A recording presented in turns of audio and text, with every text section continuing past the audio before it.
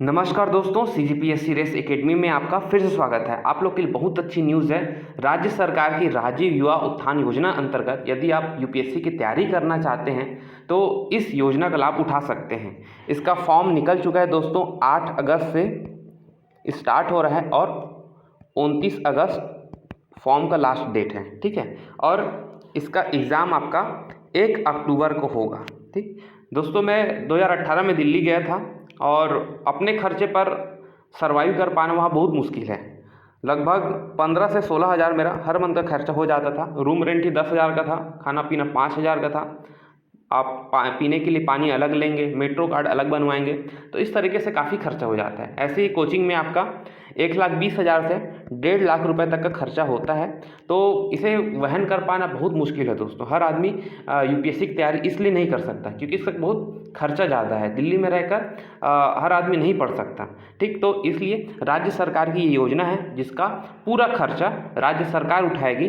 ठीक है, इसके लिए आपको 1 अक्टूबर को एग्ज़ाम देना है और इसमें मेरिट में आना है। ठीक है, तो जैसे आपका सिलेक्शन होता है, राज्य सरकार जितने नामी कोचिंग हैं, चाहे विज़न आईएएस हो गया, वाजीराम हो गया और भी अन्य कोचिंग है, वहाँ आपका एडमिशन करवाया जाता है और इसका पूरा खर्चा रहने खाने से लेकर कोचिंग का खर्चा राज्य सरकार वहन करेगी। इसमें कुल 50 सीटें हैं दोस्तों। ठीक है, 50 सीटों में भी आपका रिजर्वेशन है। जैसे कि एसटी के लिए कुल 50% आरक्षण है, यानी कि आपका 50 सीट में से 25 सीट जो है एसटी के लिए है। एससी के लिए 30% सीट आरक्षित है, यानी कि 15 सीट है, और ओबीसी के लिए आपका 10 सीट है। और इन सभी सीटों में एक और चीज़ है, वो है आपका 33% जो सीट है वो वुमेन के लिए, गर्ल के लिए रिजर्व है। ठीक है, तो 33% सीट उसमें लड़कियों को आरक्षण दिया गया है। ये आपका रिजर्वेशन है। इसके लिए पात्रता देख लेते हैं। आपका छत्तीसगढ़ का निवास पत्र आपके पास होना चाहिए और जिस भी कैटेगरी से आप बिलोंग करते हैं, चाहे एससी हो, एसटी हो, ओबीसी हो, आपके पास कास्ट सर्टिफिकेट होना चाहिए स्थाई वाला। ठीक, और आपकी न्यूनतम एज 20 वर्ष, अधिकतम 30 वर्ष होनी चाहिए। आप ग्रेजुएट हो, आपके पास सर्टिफिकेट होना चाहिए। इसके अलावा ओबीसी कैटेगरी के जो लोग हैं उनके पास आय प्रमाण पत्र होना चाहिए। ठीक है, क्रीमी लेयर वाले जो हैं उसके लिए 8 लाख वाले जो क्राइटेरिया है ना, तो आपके पास एक आय प्रमाण पत्र होना चाहिए इसी फाइनेंशियल ईयर का। ठीक है, तो ये इसकी पात्रता है। इसका 1 अक्टूबर का एग्ज़ाम है, याद रखिएगा। ये इसका वेबसाइट है।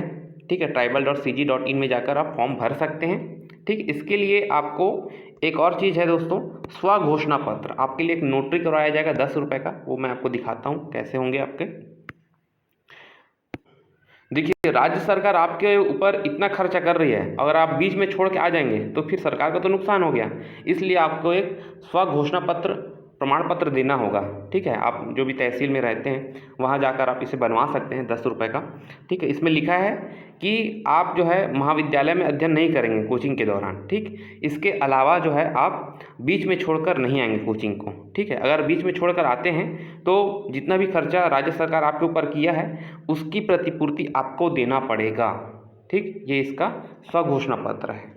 ठीक है, क्योंकि राज्य सरकार इतना पे खर्च कर रही है तो उसका एक वैल्यू होना चाहिए, इसलिए ऐसा घोषणा पत्र करवाया जाता है। ठीक, अब इसके एग्ज़ाम पैटर्न पे आते हैं कि पेपर कैसे होने वाला है और इसके लिए कैसे तैयारी करनी है, ये भी मैं आपको बताऊंगा।